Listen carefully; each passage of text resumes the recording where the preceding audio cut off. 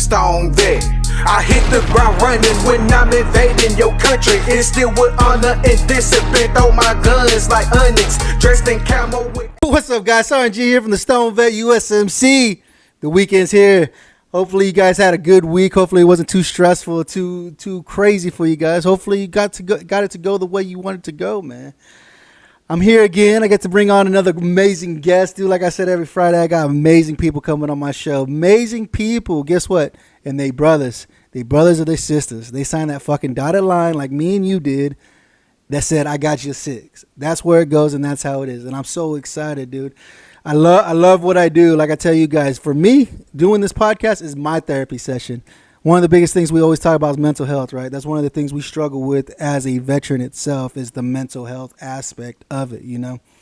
And so, I mean, this is my therapy session. I get to do this with my brother. I get to bring on a brother that I've never met before and find out what they're doing in our community, in our veteran community. Because I tell you guys, nobody's going to help us except our brothers and our sisters. Sometimes they're going to be the worst ones to fuck us over too, but they're the only ones that are really going to understand us and what we're doing and how we do it, man. So like I tell you guys, we are here to help you. I know I am. There's some people out there that are, but like I said, there's some people, brothers and sisters out there that will screw you over just for their upper hand, however they get it, man. I'm super excited. The Veteran Podcast Awards is here. If you guys don't know, starting August 4th through September 18th, you get to go and vote for your best podcast, your favorite podcasts that are out there. My brother Shane over at Broken Jarhead created the Veteran Podcast Awards. He teamed up with Travis Johnson over at the Nonprofit Architect and Sure, the microphone people, to be able to throw the first ever Veteran Podcast Awards, man. Like I tell you guys, get over there. I'll put a description down below, a hyperlink on how you can go vote for me, SRNG. Make sure you vote for me and all the podcasts, man. They got a cool-ass Warhammer I'm trying to win that Shane created. He's got a cool Warhammer. I'm trying to get that going over there, man. Huge shout out to my sponsor, Rafa 180. Like I tell you guys, if you guys have always wanted to try CBD or you tried it and you said, this shit don't work, CBD don't work for me, I guarantee you got the wrong type of CBD. It's just like any other medications. You take too much, you take too little. Did it have CBG in it? Did it have CBN? Did it have CBD, CBG? It's got all the medicinal benefits in it. I love being able to be sponsored by Rafa 180 because their product is the best. Best on the market, hands down. Processed in the only FDA regulated lab here in the Midwest. Is the best CBD product on the market, man. Like I tell you guys, if you guys are interested or want to know, go check out their Facebook page at Rafa180 or even email them at rafacbd@gmail.com. And they got their website at rafa180.com. Check out the amazing products they have. They got some new things going on. And hell, I think I hear a sale. I think the owner told me they're about to put a big sale out there right now. She's got some bills she's got to pay, so she's got to make some money like everybody else, right? And don't forget to hit that daggum subscribe button. We need to get them followers on YouTube. I got the listeners on my audio files. You guys love listening on the way to work, I think. But I need you guys to hit that subscribe button on YouTube so I can start getting paid myself by YouTube, man. Share the content. I tell you guys, if it don't work for you, share it with somebody you think it might work for, man. It's Friday, and I got my brother DARYL here. DARYL's an Army veteran, man. He's like I tell you guys, the Army loves coming on the STONED VET USMC. They love hanging out with me. I think they love that I'm an advocate for this amazing plant, this cannabis plant, right? Like I tell you guys, the hardest thing right now is trying to figure out how do you break the stigma about the medicinal benefits of cannabis? How can you go through and let your brothers and sisters know? Because right now, that's the biggest stigma is that it's a plant and it's bad for you. It's not good for you. The majority, 90% of people who are in prison is because they had some kind of possession of cannabis on them, and it's freaking ridiculous, right? It's a plant. It grows outside, man. What's going on, DARYL? How you doing? How you doing today? Not bad, not bad. Glad to be here, man. Great to meet you. It's great to meet you too, man. I'm glad you really wanted to come on the show and hang out with me and allow me to do my own therapy session right now. I like you were saying, this is doing stuff like this with fellow veterans and just advocating. It's kind of selfish because it is. It's kind of form of our own. People don't realize it's part of our therapy too, and it does a lot. So I hear you with that. Absolutely, brother. I mean, it's what it is. I mean, that's the biggest thing. I think whenever we got out of service, the biggest thing was the camaraderie we lost when we got out. You know, we get out, we become civilians. We got wives, boyfriends, girlfriends, whatever the case may be. We have a life that we live it. But we forget we forget that brotherhood that we had every day we went to work, regardless we hated the motherfucker or we loved the motherfucker.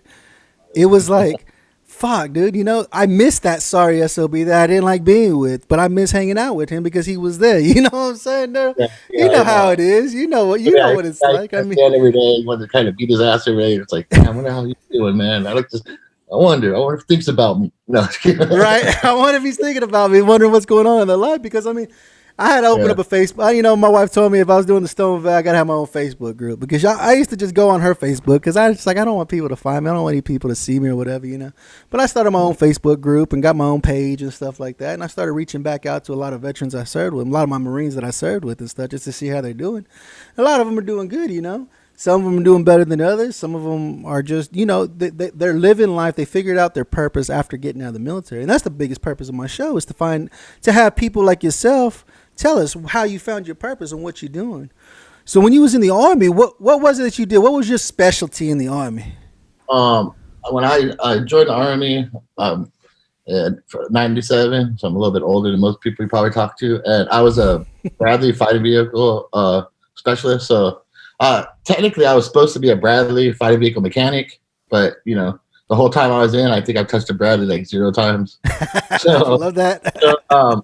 Yeah, so I spent 4 years in active duty in the Army as a mechanic, but it was in armor units. So I got to learn pretty much how to work on everything they have for combat power through the military. And you know, I also got to learn the other aspects. I volunteered to go out whenever the scouts would go out and do their stuff. This is pre-Iraq. So in the field, I got to learn their stuff. I go with the mortar man just because I'd get bored and do my job and just say, why not? If you're stuck out in the field for 4 months, why not go out and why not go do something? I mean, they're in a guard duty. And so I did 4 years of active duty there. And got out as a E5. But I transitioned into the National Guard because I kind of didn't know what I was going to do. I wasn't even sure if I wanted to get out at that time. And so I got a job where I was going to line up a full-time technician job with the National Guard. Well, about 6 months later, 9/11 or so, maybe a couple months later, 9/11 happened. And about a year or so after that, we got an activation call to go to Iraq for OIF. And that started a 2-year build-up, kind of, I call it deployment because we're waiting for the family, doing all our training. And did it from 2003, end of 2003 to probably the middle of 2005 over in country in Iraq. So, so you got to play in the sandbox a little bit like everybody else. Yeah, you know, and so that's basically the military part. And I was there. I was with a unit that was an infantry unit. So. And of course, they took all their Bradleys away and gave us Humvees that we had to up armor ourselves. You know, that whole rigmarole. I remember. I went back in 03 and they gave us a Humvee with nothing on it. They're like, all right, here's all the parts to up armor it. I'm like, what the fuck are we going to do with this? Yeah, we literally pulled up in the Kuwait and they're like, there's a scrap metal being like, all right, we'll figure that shit out. You got 2 days. No, I know.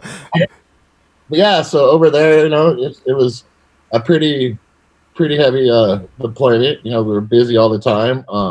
I was in charge of the recovery aspect, so I was in charge of the 88, which is like the tank recoveries and the vehicle recovery. And they also used us since we had the plows and all that too, help them knock down stuff. And so it's pretty active, pretty on the go the whole time.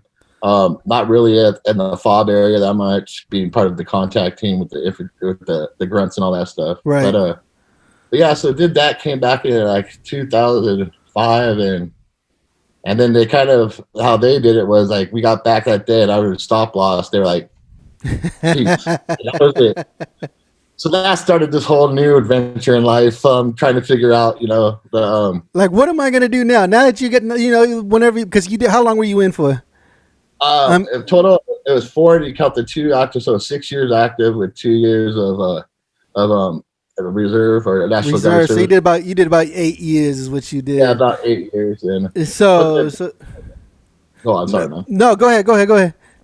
But coming back, I already had a job because I had a job working for Department of Defense as a civilian at FSR. So that was good. But the point was, like, I don't know what the hell was going on with me mentally.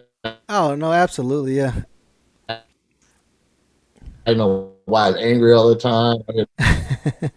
They could have just out with like doing stuff like this and talking and stuff. So No, absolutely, brother. And that's the biggest. That's probably one of the biggest struggles is trying to figure out what the hell do I do now? What do I do now? I've gotten so you did 8 years, and that's the biggest thing is the transition. Like you said, when you come back from deployment, like what the fuck's wrong with me? Why am I so pissed off all the time? Why is everything why am I so triggered?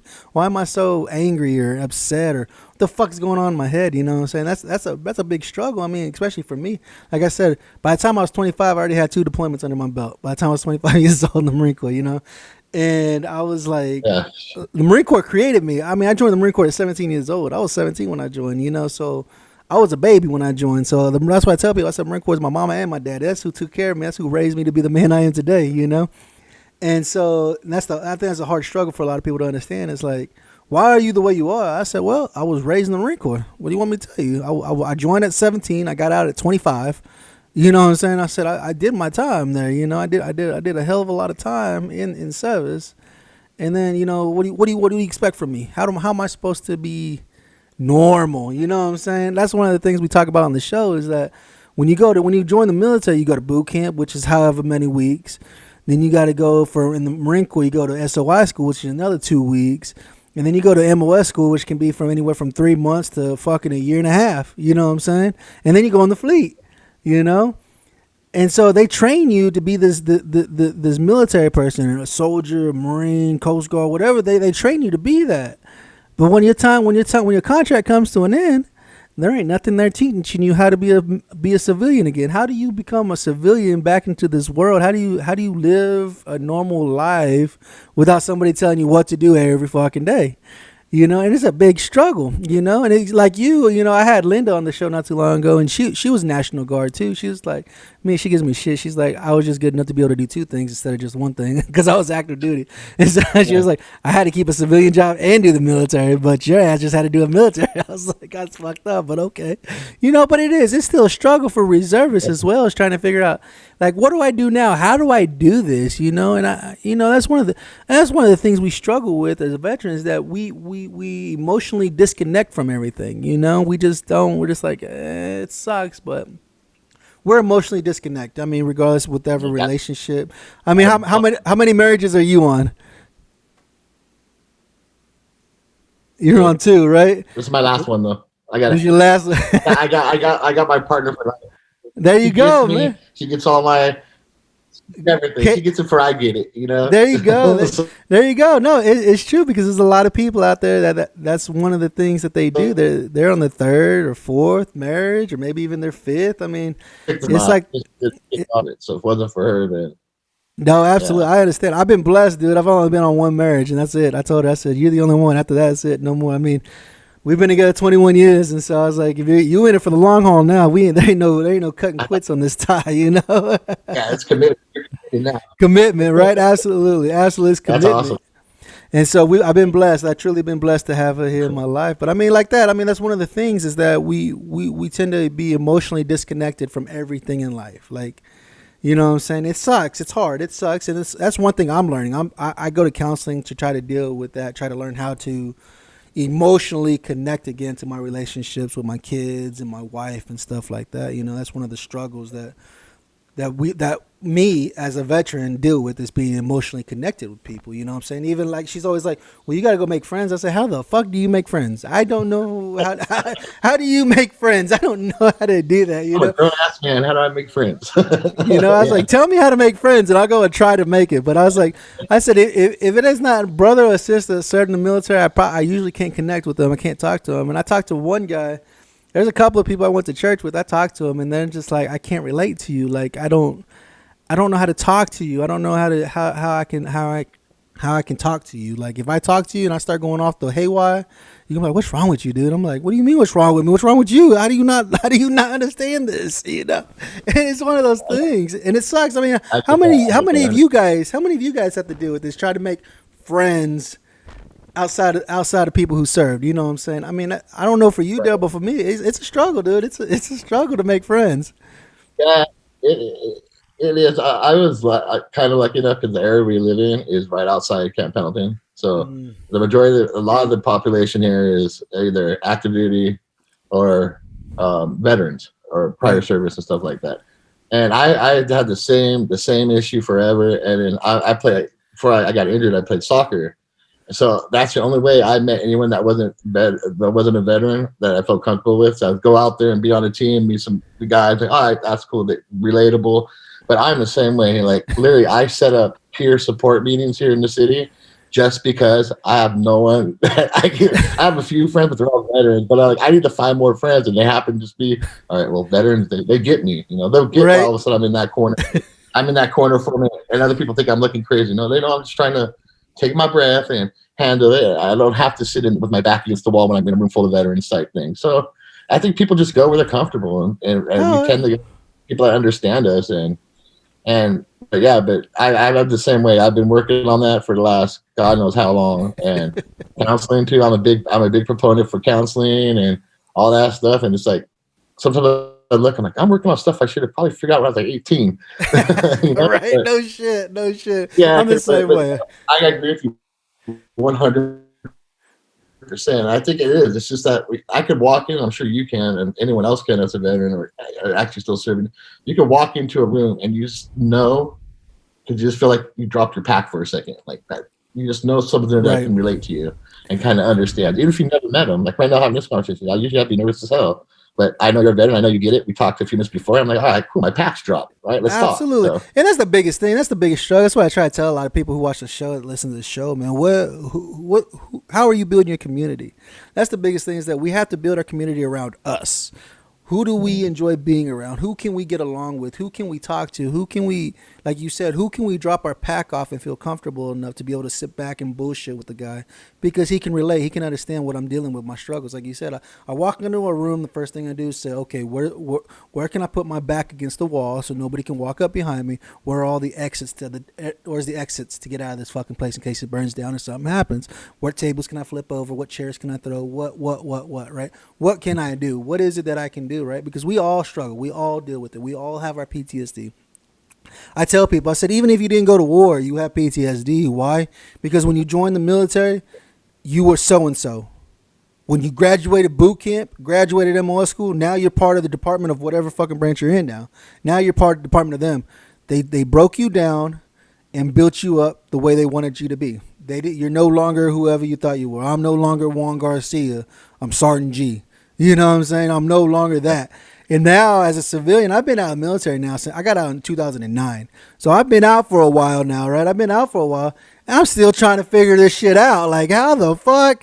You know what I'm saying? I've been out for a while and I'm still like, what the fuck am I doing? How do you do that? How can I do this and still be able to, how can I relate to people? How can people feel comfortable around me without me blowing up in their face because they're an idiot? They said something stupid.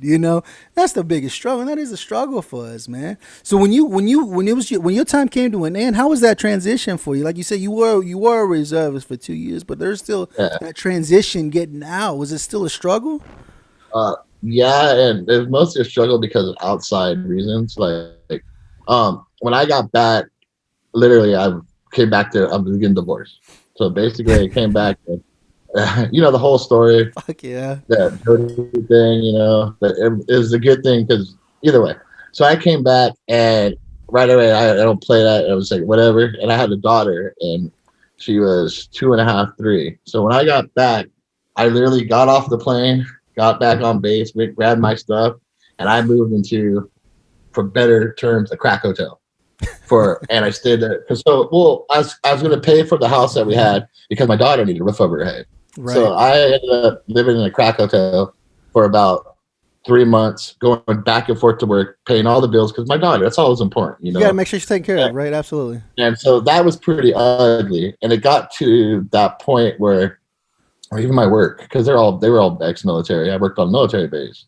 They were just like, dude, you all right? I'm like, yeah, I'm all right. Leave me alone, that type of thing. Well, I wasn't all right. So I drive down the back. It was in Fort Lewis, Washington, back in where I lived, back where the freaking trees were, with a bottle of freaking Tanqueray in one hand and a jug of orange juice in the other, driving, drinking, didn't give a crap, barely making it to work. I've actually tried through counseling, I realized, brought out the memory. I tried to kill myself during that time. Like, it was just shit. It was just absolute shit. And it was just a spiral. There was no way, there's no way I was surviving it. There was no way I was surviving that spiral. So I decided, all right, well, I could stay up here, and I'm part of my daughter's life. We're like this all the time, but if I do, I'm not going to make it. So I decided to move back down to California. That's where I'm from. And that transition, how do you say it? It wasn't like that. It was just bad in a different way. I was back at home around friends that I grew up with. The reason why I left. I had no idea what the hell was going on with me. I was go out to the bar on Friday nights, and by 10 o'clock, I'm getting arrested, handcuffed, or no reason, just because some guy looked at me, or going up to my neighbor trying to start shit, and I ended up going to the VA just because I'm like, everyone says go to the VA, and I went there, and they were like, man, did your best friend die in your arms? I'm like, what the fuck are you talking about, bro? Like, ask shit like that. I was like, no. Well, did you see this? I was like, yeah, but it's none of your fucking business. And they gave me what they always do, man. They gave me fucking a handful of pills. Mm-hmm. And so I was like, all right, I'm gonna do what they say because I can't do this anymore. I'm either gonna go drive off this pier, or I'm gonna go do something. I'm gonna live in freaking San Quentin for 20 years. I mean, that's the point I was at. I was missing work. No, I didn't care. So they gave me these pills, right? And I lived about 4 miles from the base where I worked on. Simple drive. You go down the main street, you make it right on PCH, you go to work, right? Simple. Well, I was in my back office one day afternoon, and a coworker walked into the office, and I guess I was asleep, and I jumped up and I attacked him. He's like, whoa, what are you doing? I'm like, what are you doing in my apartment? Right. And he's like, what are you talking about? Well, I took the medicine they wanted me to take, Oh, yeah. And I was like, no, you're in my freaking apartment, dude. Like, what the hell? Like, you scared to show me. So, dude, look around. I was like, how did I get here? And come to find out, an hour before, I was working on a crane that had a live Tomahawk missile on it, hanging on it, and they broke it. It was broken down. They lowered it in the ship. And I was out there for 3 hours working on this shit. Like, if I messed it up, that's it. And I was like, dude, this is crazy. And then that's around the time I met my wife, who was an ER nurse. And, like they do, they go through your medicine cabinets, make sure you're not crazy. And like, what the fuck is this? I was like, I don't know. Explain it to me. And she's like, dump it. So don't be taking this shit. Yeah, because there's other times my best friend had a key to my apartment because we lived by the beach. She came in one morning, and I fought him because I thought he was at my work. It was just crazy. So from that point on, I just disavowed the VA. I was like, man, I ain't going to you for nothing. Like, it's crazy, sorry. Man. Yeah, it is. It's crazy. That's one of the biggest things. I think that's one of the biggest struggles with our brothers and sisters. It's like, I mean, the struggle is trying to get you 100% downright. I mean, if you've earned it and trying to get that, it's a pain in the ass. It's a motherfucker. It took me 11 years to get my 100%. Oh, I still haven't gotten it. I'm trying. And it's 2005. It's a struggle, dude. It sucks. It's hard. It's hard as fuck to fight these guys because these guys are like, oh, well, no. Oh, well, no. Oh, well, no. And you're just like, what the fuck is wrong with you? It's right here. I'm looking at it in the medical record. You don't see this? What am I seeing and you're not?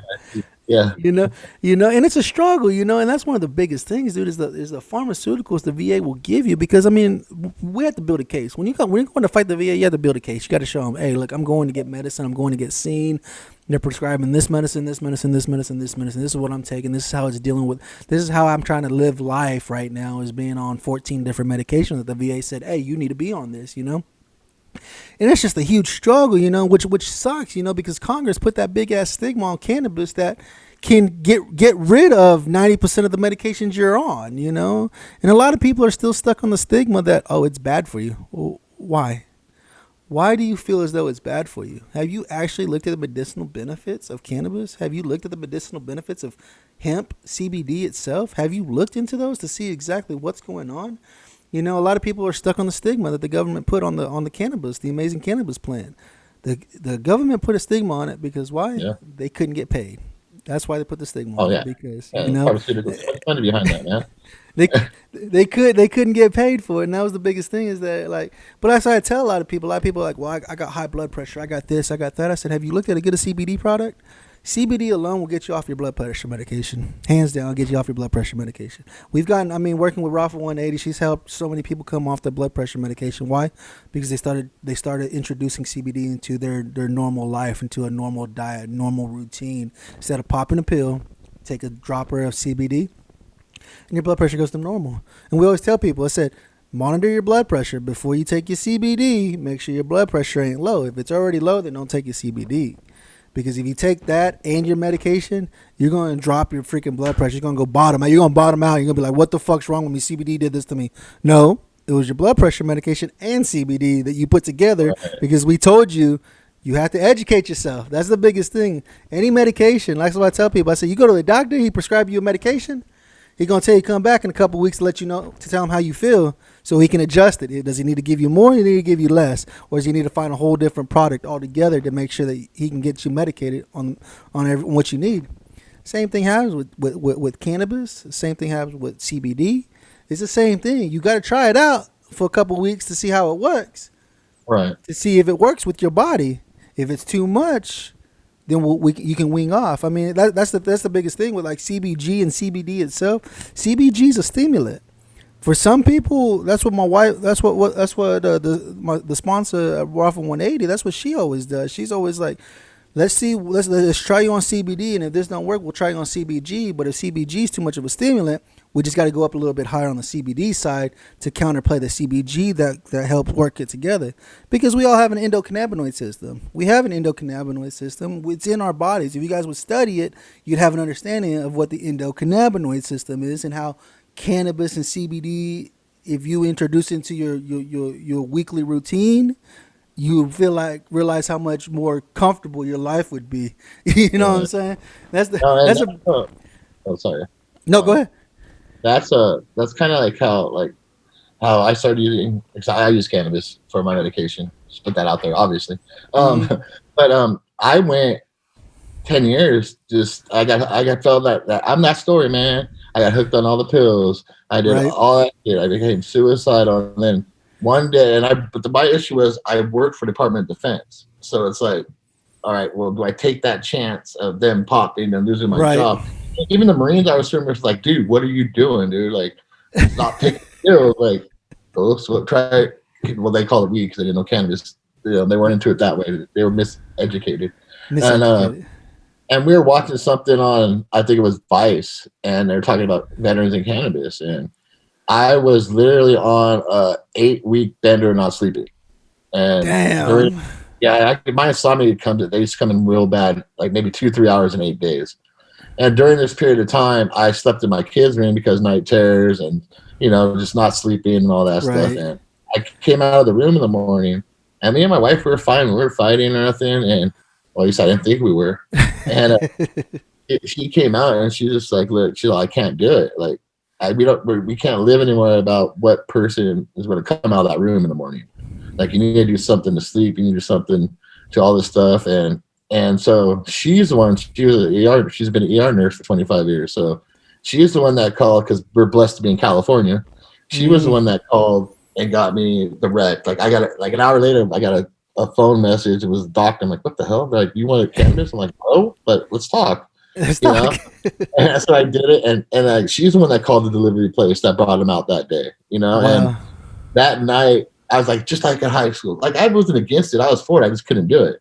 But I was like in high school, I was on the side of my house looking over my shoulder, like making sure no one could see, and yeah. Yeah, like you're all paranoid, like 15 again. And I'm a grown ass man in my own house. And that night was that first time that I slept, like out, like gone, like slept. The next day I woke up, no hangover from I had a point where I had to take like 5 or 6 or more Ambien just for it to work, Right. And then you feel like shit when you wake up the next morning. You're like, I feel like fucking dog shit. I was like, not just because I was rested, but I was like, whoa. So I go, there's something to this. And I'm one of these people. I am a researcher by heart. I don't do anything but research it. And I want to see the good, the bad, the ugly, Right. And I started into it. And then I was like, holy shit. And then I was like, then I got, because of the stigma, because we're talking about stigmas, then I got that whole, man, I'm not working right now. I got hurt at work. I'm 30-something years old. I'm cooking in my garage, smoking fucking weed. I'm not doing shit. That started just like beating me up a little bit. And I'm like, it's working. And then I never was on social media. And I just happened to jump on Instagram, and I saw 2 veterans hanging out doing a dab, and I didn't know what that was, on a video. Right. Said you just hang out and it works, you know. We would like to give a huge thanks to Rafa 180. Rafa 180 offers pure medicinal CBD and products made locally. They walk alongside individuals to achieve a healthy lifestyle with options needed by each person. You can learn more about them on Facebook at Rafa CBD, their website www.rafa180.com, or email at rafacbd@gmail.com. They truly believe your journey matters. And I was like, what the fuck? I'm all, okay. So I started reaching out to them to social media, and I met a group, and I went out there, and it was just like you said, as soon as I sat outside that house for 2 hours, not wanting to go in that backyard, you know?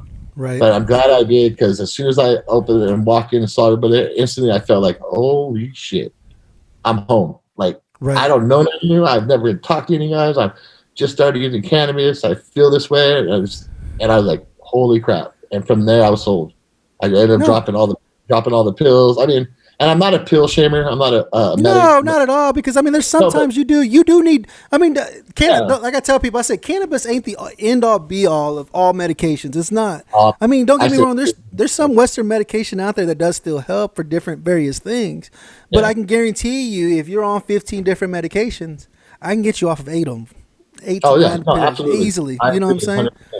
You know, but I'm not a pill shamer. If you take pills, you take pills. I mean, it is what it is. It happens to be that way. That's the only thing that helps. Cannabis ain't going to cure that. But out of all the other medications, I can guarantee you, cannabis can help treat a lot of the things you're taking the medications for. And if you approach people like that, I wasn't saying you were, but if you approach people like that might have that stigma, they're more willing to listen. Like like through the group we do, we advocate for it, but we also do mental health. And how we were able to get in like VFWs and stuff is I just tell them, you can listen to everything I say, but let us do one event and give me 10 minutes of your time, and I freaking promise you, you're going to back this. Your whole outlook's going to change. Absolutely. And that's where we're like, it's like, okay, we're not just here, you know, using cannabis, playing PlayStation, drooling on ourselves, neglecting our children. It's like, no, we're here, and while we're here, look, man, I got mental health experts coming in and talking about people. I got resources coming in, but all you really look at everyone here. They're smiling, they're happy, and I guarantee you, only 20 or maybe 40% of that is the cannabis. The 60 is the camaraderie, and they feel comfortable. Oh, absolutely. If you could get 20 to 100 veterans out of their house, you probably save 5 lives that day, because isolation is the killer. It is. It really is. And so what Daryl's talking about, Daryl got out of service, and what he's talking about is that he started a nonprofit. He started a nonprofit, man, called the SoCal Veteran Coalition, correct? Yeah, Southern California Veterans Coalition, or SoCal Veterans Coalition. Yes. SoCal Absolutely. Veteran Coalition. It's there in California. I got to shorten it. It's very long. It's mad long. It's mad long, but hey, he's got to stick out from the crowd, right? We're working on it as we speak. And so that's what Daryl's talking about, is when he's talking about how he gets in the VFWs, the DAVs, and all these organizations, and with cannabis. Because right now, so we're fighting it right now. We're fighting Congress right now to get this legalized. Hopefully by the end of the year of 2021, Congress will vote and say cannabis has been decriminalized, which will be great for the country. You know what I'm saying? Which will be even better for people like myself, government employees, that are dealing with the nonsense saying, well, you can't do that. I'm like, dude, if I would have popped 4 Ambien, or if I would have popped 4 Lortabs before I came to work, that would have been okay. But God forbid I smoke a blunt before I come to work. Get my actual job done. Right? People understand. You guys that are like forklift operators, or you drive trucks for a living, you guys got to take some muscle fucking relaxers to get down in that seat and sit in that seat for 8 to 12 hours a day. And you're like, this sucks, dude, you know? And for me, that's why I tell people, I say a lot, I'm a DOD employee. I work for the DOD government, and I self-identified and told them I use cannabis to treat the ailments that the government gave me for serving this country. You know, it helps with my body aches. It helps with my mental fatigue. It helps all over full body. It's a full body treatment for myself. You know, it allows me to have a good time. I'm more productive. I can get my job done. So I can tell people, I said, a lot of people look at cannabis uses and say, "Oh, all he's gonna do is play video games and eat Doritos on the couch and not do shit all day." I'm like, dude, you're out your fucking mind. I am more productive. My ass will get out. I'll go out and mow 15, 20 yards, smoke a couple of blunts throughout the day, and get everything done that I need to get done. I can actually get my job done because I can focus on my job and not focus on the pain I'm dealing with. You know, I don't have to worry about the pain in my back, the pain in my knees, the pain in my neck, my mental fatigue, my anxiety, and my depression. I don't have to worry about that stuff. All that stuff goes away, and I can focus on my job and get my job done. But a lot of people don't understand that. And that's what I do here at the Stone Vet. That's what I do here, is to try to help educate people. That's the biggest thing, is education. Education is key. If you don't educate yourself, then what do you really know? You're just going to listen to whatever the old boy said down the street, or whatever so-and-so said on Twitter, or wherever you listen, wherever you get your news from. You have to go and dig. You have to educate yourself and figure out, what is it? Can this really work for me? Can it help? Can I treat some of my symptoms with cannabis? Can I treat some of the things I suffer with CBD, CBG, CBN? You know, what is it that I can do? But that's the biggest thing, is just try to educate. I mean, that's the biggest thing. Us veterans, yourself with SoCal Coalition, and then, you know what I'm saying, I got Brian over at Fully Baked Vets, Rico with Veteran Action Council, Brian Buckley out of Hellman Valley Grow Company there in San Diego. There's a lot of veteran advocates out there that are trying to break this stigma. That's the biggest thing. How many of you veterans are actually using cannabis on a regular basis, have found cannabis to actually work for the things you deal with? Like you said, Daryl, you say you suffer from insomnia real bad. That's one of the biggest things you suffer from. A lot of brothers and sisters suffer from that. Can't sleep at night, can't do shit, up all night thinking about the thoughts racing through their head and stuff. How many of y'all looked into a good RSO oil to take a nice RSO indica at night before bed? You know what I'm saying? That's so you can get your good 8 hours of sleep in. You guys don't believe me. I'm telling you, you have to educate yourself, because one of the things that you don't want to look into when you're trying to use cannabis is the THC content. The THC content isn't going to do anything for you. But just because it has more THC don't mean it's good for you. You have to look at all the cannabinoids. You have to look at the terpenes. The terpenes is the biggest thing that's in the plant. The biggest thing, if you don't find the right terpene for yourself, man, it can make your anxiety go through the roof, and then you be just crazy as hell. You'll be like, what the fuck's wrong with me? Why am I smoked weed and I feel crazy now? Because what kind of terpenes did it have? You know what I'm talking about, Daryl? Because you see people that it does that. Yeah. Cannabis can have that effect on people. It kind of piggyback off what you're saying is like, and it's also different for each individual. Like some people might need certain terpenes. Some people like THC, a certain level might work from a ratio of THC, CBD. It's like anything else, and it's like any type of health. You have to take control, but you don't advocate, right? So if you go there, like when I started, it was so new from how it used to be. Like I'm like, whatever. I went and found a dispensary that I trusted, that I did research on, and I just went there and just asked them questions like this is my issue, and I was like, give me a little bit. Luckily, they worked with me. They didn't overcharge me for stuff like try this, try that. Right. And it does. It's like anything else. You got to find it that what works specifically for you.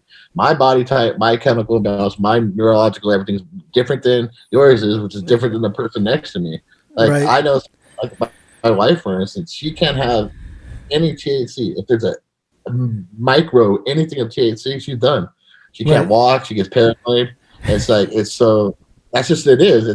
That's just how it works for her. You know. It's like, and I know other people that can. A lot. Right. I can have a lot of THC. A lot.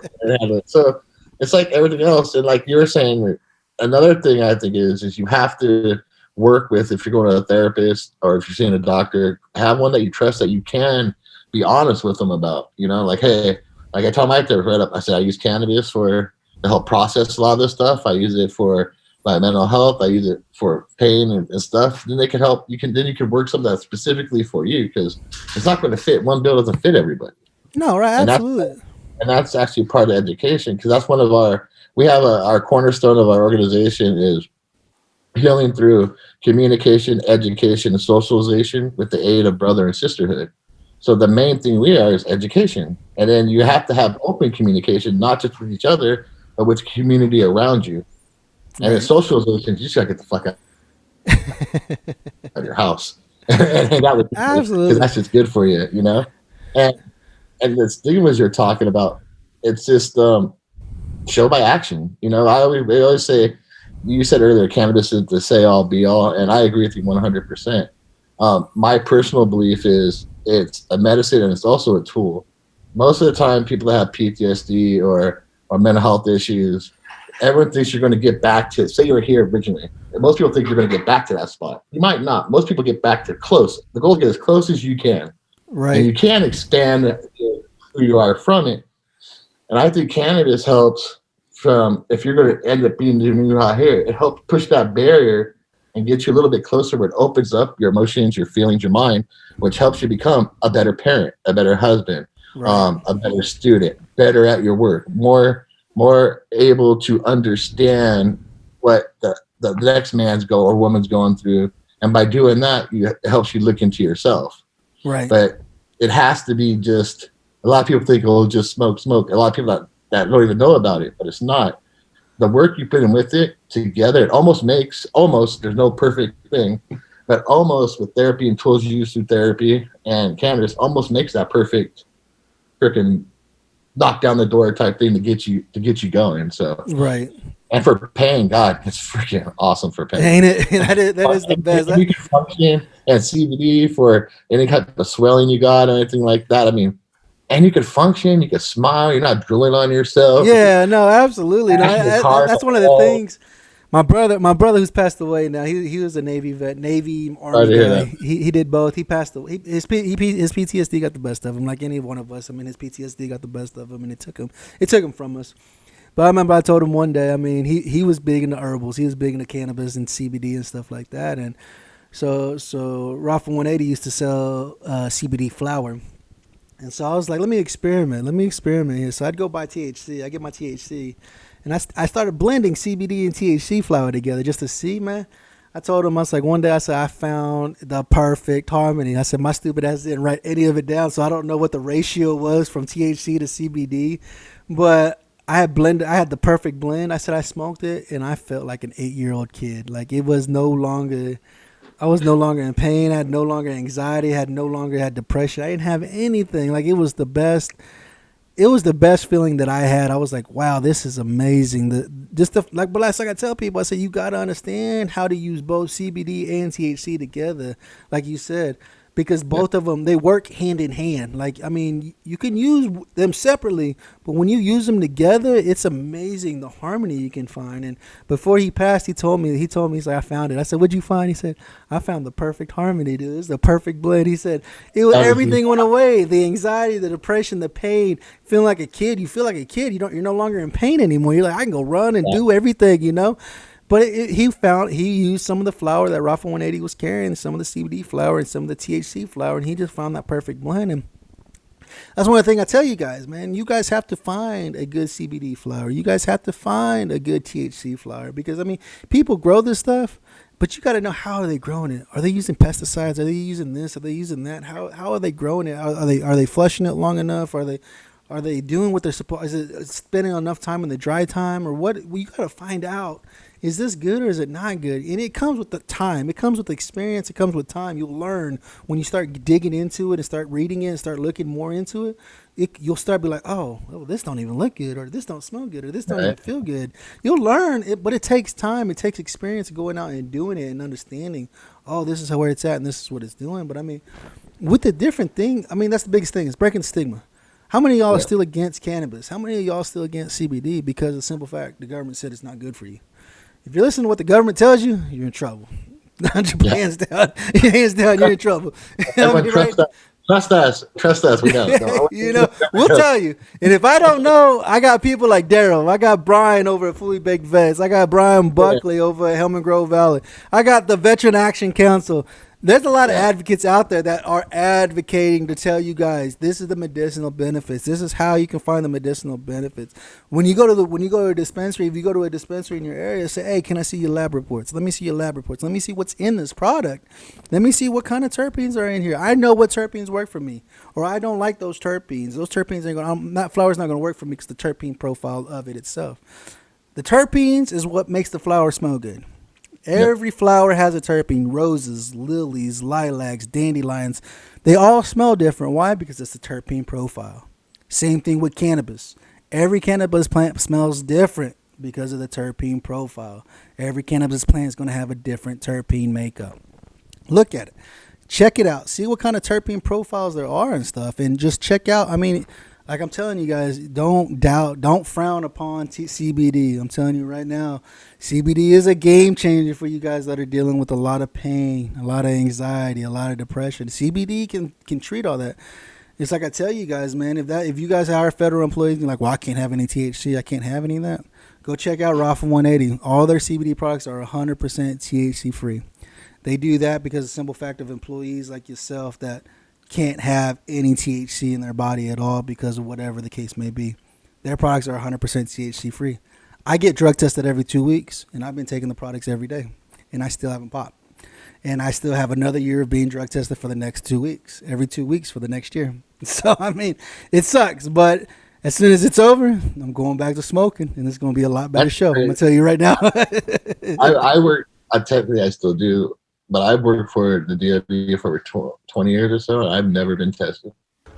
Isn't that crazy? I wasn't being tested. They put me in for a clearance. They put me in for a clearance that I'm not required to have. And on the last page, it asked, "Do you use any illegal substance?" I said, "What? Like what?" I said, "Like THC." I said, "Well, in Oklahoma, THC is not illegal. I have my card. I'm legal in my state. I'm legal, but it's federally illegal, so you can't be using it."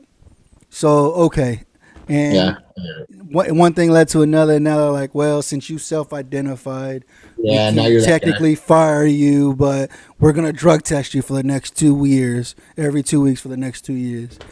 All right, well, I won't have my medicine, so I'm not on my medicine, and there are days that it sucks. It's hard. It's hard, you know what I'm saying? But I still got a year and 6 months. I still got a year and a half left. It sucks unless I find a new job, which I'm hoping I hear something back before too long about. You know what I'm saying? It's medication, like stuff that you need that lets you. It's stupid, dude. Oh, sorry. No, it's frustrating. It's frustrating, dude. It pisses me off. It's frustrating, but I gotta either wait on Congress to legalize it or for me to find a new job, whichever comes first. I'm feeling for your battle, dude. I got your back, man. You need any support? Absolutely. Find something that works for you finally, and it's not hurting you or anyone else. And it's just Mm-hmm. And the sad part is when your kids are like, "Damn, Dad, I wish you'd be able to go smoke again. You was so cool and so chill. You're always so cool to hang out with and stuff. Whenever you went and smoked and just did, you know what it is like though. But like I tell people, I said it makes you a better person. If you're a funny guy, you're a chill dude. That comes out and you're just like, I don't care, dude. Let's just go hang out. Let's just go chill. Let's go enjoy ourselves. Because like I tell you guys, I mean, when you find the flower that works for you, you don't want to go to anything else. You're like, I don't want to smoke anything else because this is working. This works for me. You know, I'm able to go function. I'm able to still work. I'm still able to go around and hang out with my kids and play and not be in pain, you know? And it's a great product. I mean, like I tell you guys, breaking the stigma is what we strive to do, is break the stigma. Here at the Stone Vet with SoCal Coalition, Veterans Coalition there in California, that's the biggest thing, is breaking the stigma, showing veterans, understanding the medicinal benefits of cannabis, of medicinal cannabis. And this is why I love my show, because I'm able to bring on more advocates like yourself, Daryl, you and your crew there in California saying, hey, we're doing this. This is what we're doing on our end. Let's talk. Let's get some stuff together, because together we're stronger, right? Together 100%. We're stronger. 100%. Absolutely, brother. So we're getting close to the end of the show, Daryl. What else you got to say? How you want to sign out the show? How you want to let everybody know how to reach out to you, how to get contact with you there in California? Appreciate that. Well, we're on Google, of course, Southern California Veterans Coalition. We have a website that's up. It's interactive, where I'm looking for, if you got veterans or anyone out there, veteran supporters that like to write or need that. We have a blog. I'm the only one on there so far, so I'll give the email. If you want to express yourself that way, we can put you on our blog at our website at www.socalvetcoalition.org. It has our schedules. It has our mission statement and what we're about. You can find us on Instagram at SoCal Veterans Coalition. Same on Facebook. And there's numbers and emails on there. And we are 100% open 24/7. Awesome. Like I said, I've gone to school for certain things, like peer support specialist. I've studied crisis control, so we also offer, if there's a veteran in the community that's going through crisis, we get in contact with them, and I'll go to their house, we'll talk to them, make sure they're safe, What else? We're also, like I said, big thing on mental sports. So once a week, we've been holding face-to-face peer support groups. On Wednesdays, we work with another one we started with some people called the Unfuck Yourself Club. Military people, you'll get that. And that's a cannabis-friendly Zoom virtual meeting we have every Wednesday. We have about 9-10 veterans in there, and it's doing good work. It's raw, it's straight to your face, but it's working. But yeah, we're a California charity right now. We're waiting because they were lagged because of COVID to get the 501c. It's pretty much approved, just waiting for that letter. So we're just out here trying to spread the word, trying to spread that not just cannabis, but veterans are out here. We're in our community. And it sucks because you could live in a community and half your neighbors could be veterans. You might not know it. You might Not be going even know through it. something like that, and your neighbor next door to you is going through that same shit, and you would never know. So our principle is to work with like VFWs. We're starting to work with one here, and city councils, and be like, hey, this is what we're here for. This is what we're offering the veteran community. We're mental health, but part of this mental health, we also want to advocate and we want to talk to you about plant medicine. We want to talk to you about cannabis. We want to talk to you about just other things that you've heard is a bunch of bullshit and lies. And the best way we're able to do that is show them. We just say, give us 10 minutes. No matter, I don't care if the mayor, I don't care if it's sheriff. Give me 10 minutes coming to one of our things. And I guarantee when you leave there, you're going to leave us alone. You probably might want to join us. Right. It's just about love, camaraderie, and being there for one another. And if I would be gone, I'd be done. There would be no DARYL. There'd be no SoCal. If it wasn't from the support of like my wife, understanding what I'm going through, people like yourself, other veterans that I've reached out to, even the people that don't like me, they give me motivation to do it. You know what I mean? Right, everyone does it. And it does. It's STEM. Like I said, it's not cannabis to me is not the say all be all. But man, if you use it the right way as a tool and you use it with therapy and you use it to expand yourself, it's almost the perfect weapon to get you there. And if you're having trouble thinking about going to therapy or anything like that, hey, I hate to say, give cannabis a try. I'm telling you, it's going to open up some new pathways. It's going to open some doors for you. Yeah, it definitely opens some doors for you. Yeah, and it just makes you more acceptable, I think, at least for me, of my faults and my things that I deal with. And like you were saying, it's funny, I'll end on this, is two things. I tell my wife every once in a while, I'm like, I think I'm done. I think I'm going to take a break. I'm not going to use cannabis anymore. And her answer every time is, the fuck you are. We don't want that asshole back. We don't want that asshole back. And then we were talking about the kids. Well, my kids, they never see me do it, but they know about it. In fact, my 9-year-old, when he was 7 at school, he corrected the DARE teacher when they talk about they talk about marijuana is bad. She's like, no, it's called cannabis and it's a medicine. My dad uses it for PTSD, and they shut up. Okay, fair enough. So you know, there's way to educate. I get a lot of people like, well, I got kids. No, that's fine. They understand. They know it's a medicine. They don't see me do it, so that's just how we work. But absolutely, they, like you were saying, they'll tell me like, Dad, do you think you should go in the garage? You know what I mean? Like, yeah, all right. They know you better than you know yourself. You're like, I guess I am tripping a little bit. I guess I am slipping a little bit. And then you come out, and then your kids are your therapy, right? Absolutely. You know, so yeah, I appreciate you having me on here. I appreciate like what you're doing, man. I had to reach out. I saw you do it. I watched it. I was like, hell yeah, there needs to be more of this out there. And if you ever need anything from us or anything like that, we're all family now. I know Brian. I've talked to the action committee viewer, so I'm familiar with all those guys. And like, awesome. Anything you need, information, anybody out there that's watching this, just I don't care if you're not even from where we're at. We'll find a way to help you in some way or another, man. So and that's what it's about. No, absolutely. I appreciate you coming out here, telling us a little bit about yourself, who you are, so people know who the hell is the Veteran Action Council? Who is the SoCal Veteran Coalition? Who are these guys? What is he doing? What is he doing in my community? So I can tell you guys, that's one thing we have to do as veterans is go out and figure out what's in our community. Like you said earlier, DARYL, you said you didn't even realize that you got a brother next door to you. You got a brother down the street suffering from the same shit you're suffering from because you don't reach out to somebody. I can't tell you wherever you're at, whether it's Texas, California, Pennsylvania, Maine, Washington, wherever the hell you're at, I can't tell you what's in your community, what can help you when you suffer and when you hurting. I can't tell you that. Here in Oklahoma, I've built my community. I had a brother reach out and say, hey, I got a brother who's struggling right now. He lost his job. He needs food for his family. I can't help you, but let me get you in contact with Linda.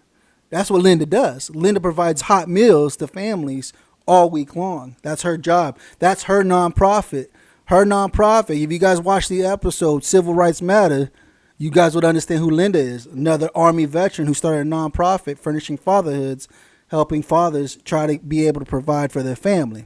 That's what she does. She provides a hot meal every day for whatever family needs it, Monday through Friday. That's what she does. She works with other food banks and stuff to get the food.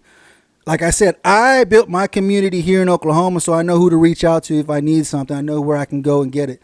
You guys, wherever you're located at, wherever you're at, I tell you guys, it's like I tell you guys, build your community around you wherever you're at. Texas, California, New York, Florida, wherever the hell you're at in this country.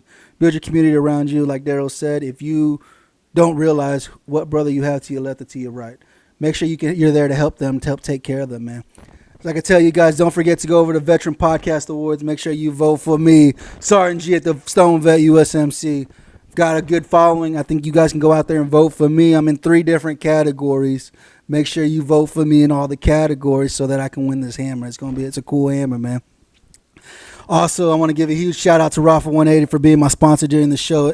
They're able to let me put the lights on, let me come out here and put this camera on, be able to shoot my nonsense, speak my nonsense to you guys on a weekly basis.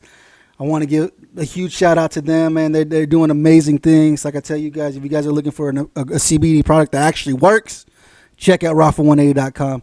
Remember, if you go there, when you go to checkout, type in the STONED VET USMC, you get 15% off your purchase.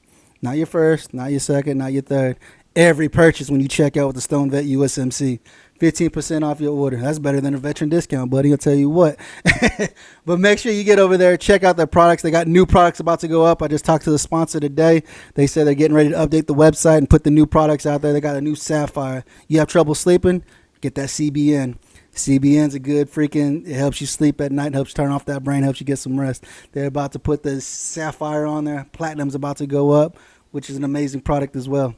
Check out all the products. And not only that, man, they got bath bombs, sugar scrubs, you name it. They got a whole bunch of different things on the website, man.